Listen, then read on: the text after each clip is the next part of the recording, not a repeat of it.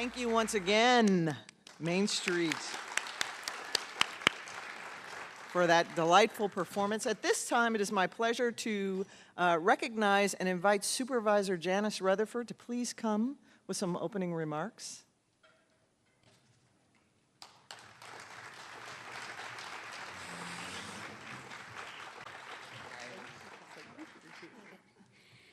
I can think of nothing crueler to do to you than to have a politician follow that performance. I wish I had that talent. I was so blessed to be married for many years to a man who did have that talent. My late husband, Thomas, was a musical theater guy.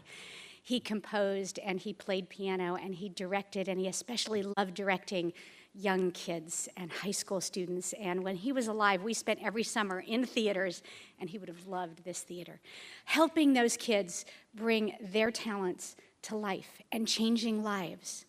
I remember one young man, and I'm blessed to still be in touch with him and to now know his kids.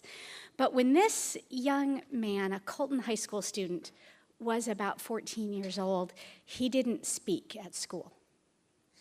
He just didn't talk. And they couldn't figure out what electives to give him because he wouldn't participate in any class. And so they stuck him in the theater class, because that's where the kids who didn't fit anywhere else got stuck. Well, the teacher at the time had been to college, or high school, sorry, with Thomas, and she asked him to come help with the technical side of things. She was a choreographer by training, and so she wanted his help with the technical side of things. And so he came in as a volunteer and looked at what he had been given student-wise to be the crew for that show. And none of them had ever done any technical theater work before. He went to this young man's home and talked to his parents and said, I can teach your son a skill that will turn into a career if you let me work with him. And they said, well, go ahead and try. And he went into this young man's bedroom where he went every day, where the kid went every day because he didn't really want to engage with people. And he talked to him and said, give me a chance. I'll tell you that that young man did every show thereafter every year with us. He came to have enough confidence and ability to lead the crew, and he now makes his living in technical theater and doing lighting. That's the difference the arts can make in an individual's life. It's the beauty and magic of this place we call the theater. And I'm so privileged to have been able to spend part of my life involved in it, even though there's no way I could stand there and do that. But I'm going to bring my kids to see that show, because now my appetite has been whetted. So arts in San Bernardino County. Your County Board of Supervisors several years ago adopted a countywide vision. The idea was that we knew what we did as government, and other government entities, cities and water districts, knew what they did, what their constitutional role was. But a whole lot of people out there in the county don't really care what the technical constitutional obligations of government are. They're looking for leaders and organizations that can bring us all together and help us accomplish a better quality of life as neighbors, as communities. And they don't care whose job it is or which budget it falls under. So we worked with 5,000 people throughout this county to create a countywide vision that would express for all of us as neighbors, not as taxpayers, not as members of a government body, but as neighbors, what we wanted to see in San Bernardino County. And I want to read you just pieces of it. We envision a complete county that capitalizes on the diversity of its people, its geography, and its economy to create a broad range of choices for its residents in how they live, work, and play. We envision a vibrant economy with a skilled workforce. We envision a sustainable system of high-quality education, community health, public safety, housing, retail, recreation, arts and culture, and infrastructure in which development complements our natural resources and environment. From our valleys, across our mountains, and into our deserts, we envision a county that is a destination for visitors and a home for anyone seeking a sense of community and the best life has to offer. That's the vision that guides the decisions we make for you, for your tax dollars. But it's also the vision that guides the opportunities we have to bring together diverse groups of people to talk about how we build a better quality of life here. And so the discussion that you're engaged in today about how we bring to bear the bounty of the arts in our community is very valuable. And I thank you for taking time out of a Saturday morning to do that.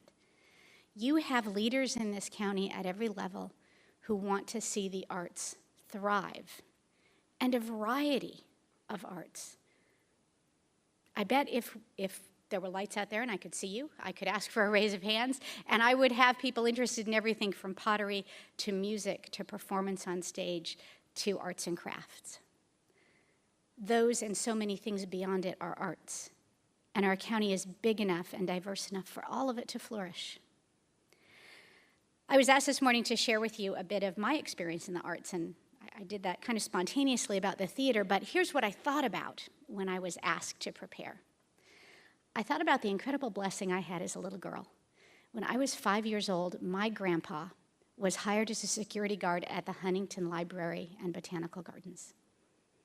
And not just a security guard, but the security guard who lived on the grounds. So he had a house as part of the Huntington Gardens.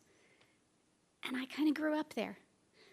My parents and I lived not far away, so I got to spend a lot of evenings, a whole lot of weekends. Whenever my parents had a date night, I was at Grandma and Grandpa's.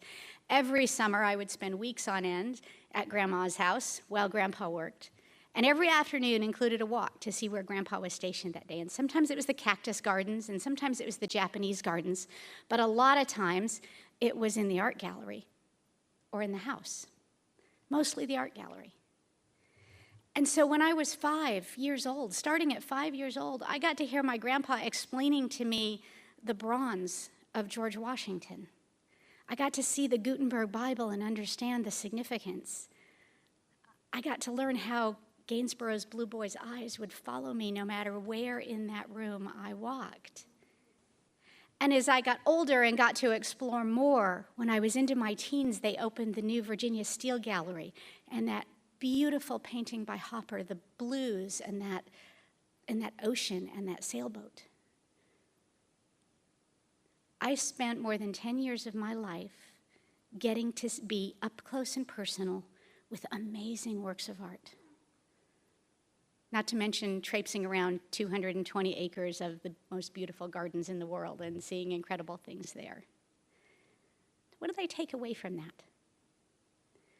I learned two things about art.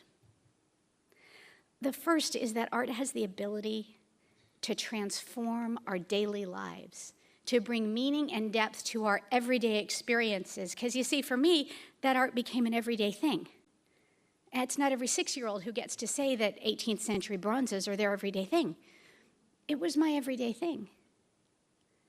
So when I think back of my memories of my grandma and grandpa, it was having conversations surrounded by incredible marble statues and looking at French pastorals. It was an everyday thing.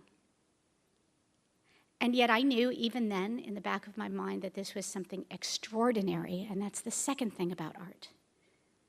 The arts give us the ability to transport ourselves out of our everyday life, to understand other people, other times, other places, other experiences, to help us connect with things we will never feel or experience in our daily lives, to understand the emotion that goes with being somewhere else.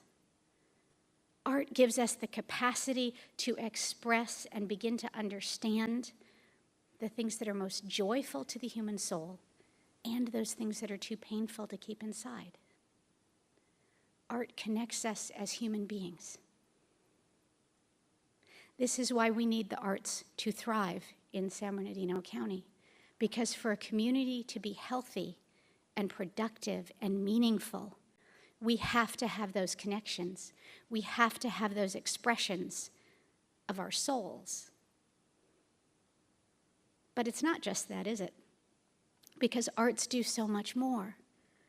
Arts help kids learn. We know, we have the science to show that when children are exposed to the arts, they do better in school. And we all want them to do better in school.